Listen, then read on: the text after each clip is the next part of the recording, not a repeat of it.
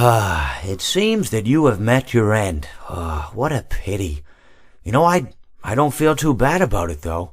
After all, if it weren't me, it would have just been one of the others, I guess.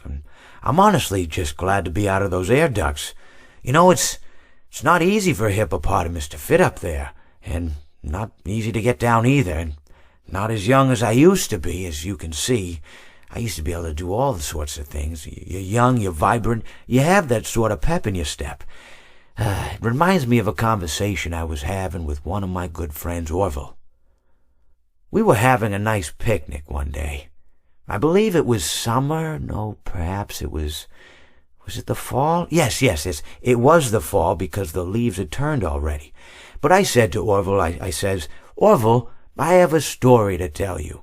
And Orville looked at me, kind of odd and said, "What's it about?"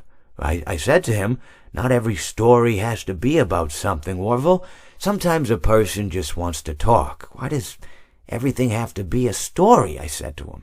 He just looked at me and he said, "Well, you said you had a story." And, he was quite right. I did, in fact. I told him I had a story. I suppose if a person just wants to talk, then it's best to not announce that you're telling a story. Telling a story does come with its own pressures and expectations, I suppose. After all, if you're just talking to a friend, then there's no more expectations than if you were talking into the wind. Words by themselves aren't expected to carry, aren't expected to stick. But if you announce you're telling a story, well then, there'd better be a point to it all, No one wants to sit and listen to someone ramble on and on and on with absolutely no end in sight. So, it's good to be mindful that when you tell someone that you're about to tell a story, that you have something to say. Telling someone that you're going to tell them a story is tantamount to asking them to stop what they're doing and pay attention. You're basically saying, hey, buddy, stop everything. Stop what you're thinking. I have a solution to everything.